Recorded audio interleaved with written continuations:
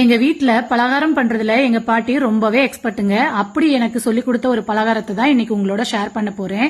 வீட்ல கேரட் மட்டும் இருந்துச்சுன்னா மிஸ் பண்ணாம இந்த பலகாரத்தை ட்ரை பண்ணி பாருங்க.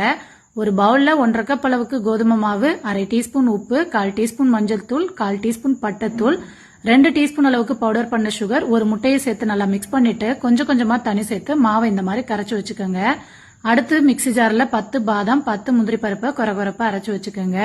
1 கப் அளவுக்கு கேரட்டை கட் பண்ணி சேர்த்துட்டு 1/2 கப் அளவுக்கு தேங்காய், 4 ஏலக்காயோட விதை சேர்த்து இதே மாதிரி தண்ணி சேர்க்காம கொரகொரப்பா அரைச்சு வச்சுக்கோங்க. இல்ல 1 டேபிள் ஸ்பூன் நெய் சேர்த்து அரைச்ச கேரட்டை 10 நிமிஷம் வதக்கிட்டு இனிப்புக்கு 1/2 கப் அளவுக்கு பிரவுன் சுகர், அரைச்ச நட்ஸ் பவுடர் சேர்த்து ஒரு 10 நிமிஷம் வதக்கி ஆறுனதும் இந்த மாதிரி உருண்டை பிடிச்சு எடுத்துக்கோங்க. இப்ப கரைச்சு வச்சிருக்க மாவுல உருண்டையை போட்டு நல்லா டிப் பண்ணிட்டு சூடான எண்ணெயில ஃப்ரை பண்ணி எடுத்துட்டீங்கன்னா சூப்பரான கேரட் ஸ்வீட் ரெடிங்க.